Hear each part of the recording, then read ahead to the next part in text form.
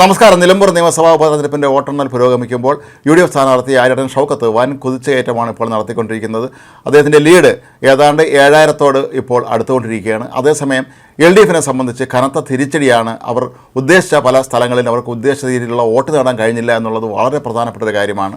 പോത്തുകല്ലിൽ മാത്രമാണ് M സ്വരാജിന് കുറച്ചെങ്കിലും lead നേടാൻ കഴിഞ്ഞത്. അതുപോലും അവർ പ്രതീക്ഷിച്ചത്ര വന്നിട്ടില്ല എന്നുള്ളതാണ് മറ്റൊരു പ്രധാനപ്പെട്ട കാര്യം.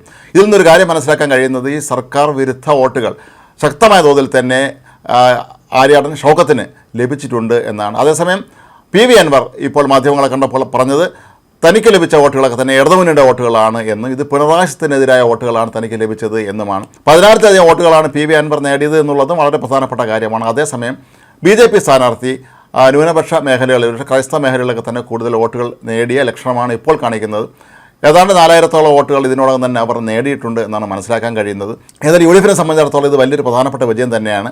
എത്രയോ പതിറ്റാണ്ടുകൾ തങ്ങളുടെ കൈവശമുണ്ടായിരുന്ന നിലമ്പൂർ മണ്ഡലം കഴിഞ്ഞ 2 തെരഞ്ഞെടുപ്പുകളിലാണ് നഷ്ടപ്പെട്ടിരുന്നത്. ഇത് ഇത്തവണ അതിശക്തമായൊരു പോരാട്ടത്തിൽ, അതായത് CPMൻ്റെ ഏറ്റവും പ്രധാനപ്പെട്ട സംസ്ഥാന സെക്രട്ടേറിയറ്റ് അംഗമായ M സ്വരാജ് എന്ന യുവ നേതാവിനെ തന്നെ കളത്തിലിറക്കിയിട്ട് പോലും അവർക്ക് വിജയിക്കാൻ കഴിഞ്ഞില്ല എന്നുള്ളത് വളരെ പ്രധാനപ്പെട്ട ഒരു കാര്യമാണ്. CPMന് ഇത് വലിയ തിരിച്ചടിയാണ്. കഴിഞ്ഞ ദിവസങ്ങളിലൊക്കെ തന്നെ പല വിഷയങ്ങളിലും മുഖ്യമന്ത്രി പിണറായി വിജയനും CPM സംസ്ഥാന സെക്രട്ടറി ഗോവിന്ദ മാഷും വ്യത്യസ്തമായ നിലപാടുകൾ സ്വീകരിച്ചിരുന്നതൊക്കെ തന്നെ വോട്ടർമാരെ ഏറെ സ്വാധീനിച്ചിരിക്കാനുള്ള സാധ്യതയുണ്ട്.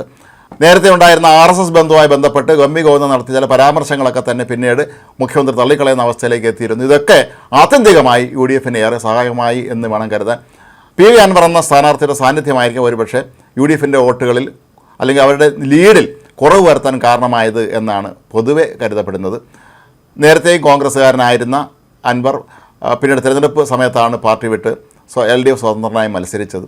അപ്പോൾ അതുകൊണ്ട് തന്നെ നേരത്തെ ഉണ്ടായിരുന്ന ബന്ധങ്ങളൊക്കെ ഒരുപക്ഷെ അദ്ദേഹം ഉപയോഗിച്ചിരിക്കാം. മാത്രമല്ല മറ്റു ചില സംഘടനകളുമായി തന്നെ അദ്ദേഹത്തിന് വളരെ അടുത്ത ബന്ധമുണ്ട് എന്നുള്ളത് കൊണ്ട് തന്നെ അൻവറിന് ഇത്രയധികം വോട്ടുകൾ നേടാൻ കഴിഞ്ഞു എന്നുള്ളത് അൻവറിനെ സംബന്ധിച്ചിടത്തോളം വളരെ പ്രധാനപ്പെട്ട ഒരു കാര്യവുമാണ്.